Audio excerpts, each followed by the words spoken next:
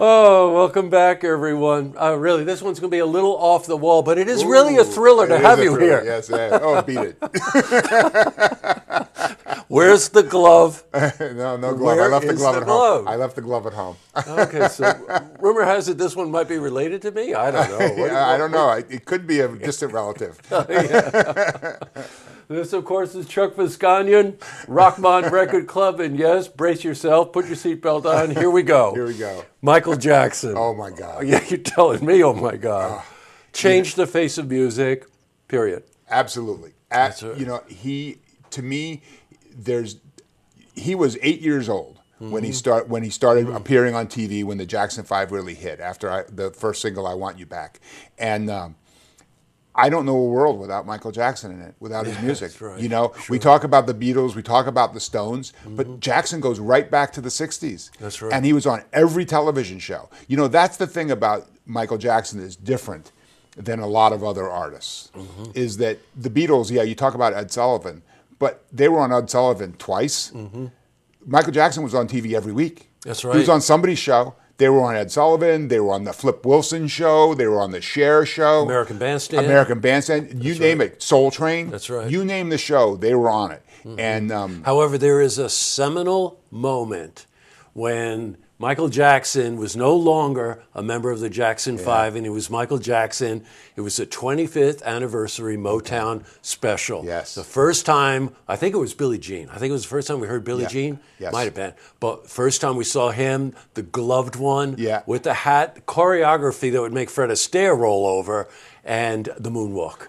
All by himself. All by himself on stage. Not a single dancer, not another performer. It was him and the house band. That's right. And I think they had some backing track, but he did a dance that set the place on fire. And if you watch the video, which is available, of course, on YouTube, if you watch the video, the moonwalk is a very, very small part, but it's what everybody was talking about when it was over. How did he do that? That's right. Just sliding across the stage. Amazing. Now, let's start. Let's talk about his solo career, because one of the wonderful things about Rochmon is that, you play the music that we all know and love, and you recognize every single thing, but it's the story behind the music. Yeah. Quincy Jones, Michael Jackson's producer, legendary producer in the world of jazz, Sinatra through Ella Fitzgerald. I mean, the Duke, that's right. You name it. All of a sudden, here comes this kid out of a pop band. Yeah. Right? Really? Singles, top 40 band. That's right. Yeah. Now, let's talk about the way they work together. Well, Jackson would come in with ideas, and he would sit down and we were talking about this earlier about how he started off with the melody, but the melody for him was always part of how it integrated with the rhythm. Yeah, that's right. And what Quincy Jones was really good at doing was stripping away a lot of the extraneous stuff and getting to the essence of the song. Jazz is very much about don't overplay. Right, of course. I mean, if there's one thing that gets said in a room of jazz musicians, it's, man, you're overplaying that. Just play enough notes. Just get the point across. And it makes it very organic feeling, and that's what he brought to Jackson's music. And Jackson would sit there and smack on his body and do that's right. And then sing a melody, and that was what they considered him writing a song. They would sit there and Quincy Jones would write it down as fast as he could, and then he'd figure out how it was going to happen. Now, they also had technology beginning to work in their favor, meaning that you could get the world's greatest session drummers, Purdy or Steve Gadd or somebody like that, to come in and lay these absolutely tight, simple grooves down that established the song. But they also had programming. Yeah, right. Or they you were could just listen starting with that. Or you could listen to a song that Purdy played on and say, take that 4 bars and program that into the machine, and that's what they would do. And the technology, while it was analog, and the programming is sort of a loose term when we talk about this particular time, they got into real computer programming later on. But the programming at the beginning was just figuring out how to get this stuff to work in loops. And you listen to some of this stuff, it's just so clean and so crisp.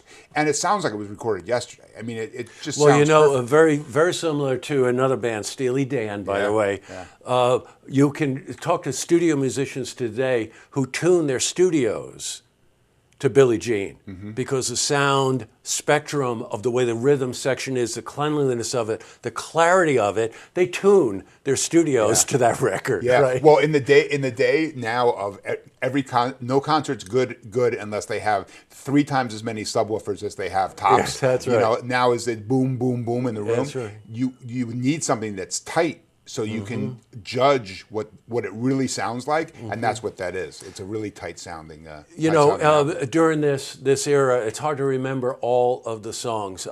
You've chosen not to just concentrate on one album like Bad or like Thriller or like Off the Wall or Dangerous, right? But you're pulling from all of those, including the Jackson 5. That's right. You told me I'm you're playing doing the first four hits by the Jackson 5. How many songs are you going to cover in this? 16. Oh my God! Plus, I got a bunch of audio drops. I got a bunch of different things. It's really going to be a good show, and I have over 350, almost 400 images. And it's just going to be, you know, I say this, and I really have to always put a disclaimer on it. I always say it's going to be a great show, and it sounds like it's ego. It's not. It's going to be a great show because I'm going to love doing this show. Well, I just have so much fun with it, you know. I can attest to this because my wife and I go to most of them, and they are great, and you're great. Oh, and thank you. These are just terrific. Now, this one's a little different. You named this one "Sit in Your Seat Dance Party." Yeah, we're going to dance in our seats. I got news for you. Summer's here, and this time is right for dancing in our seats. I think it's going to be standing on our seats. That's what I think. But this is Michael Jackson. It's next Tuesday, the 19th, at Caffe Lena. There are very few artists that changed the complete direction of pop music like the King of Pop. And it's really something when you listen to this music and listen to Chuck tell you a bit about the background on how these songs were put together or who plays on them. Yeah. I mean, just think about Eddie Van Halen's solo, right? Yeah. Oh my God, unbelievable! There's so many cool stories about these songs. So you're in for a real treat, but get there early. It sells out. How do you get tickets? CaffeLena.org. CAFFE.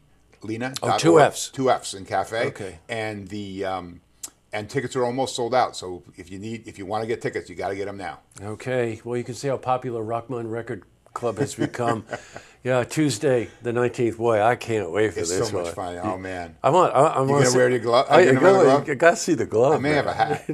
I know about the glove. Well, you know why? Because you're bad. Oh, I'm bad. My wife will tell you I'm the worst. But and turn it up, will you please? Oh, I will turn it up. Absolutely. Okay. Absolutely. Right. Good. To see this interview again, you can head to our website, looktvonline.com.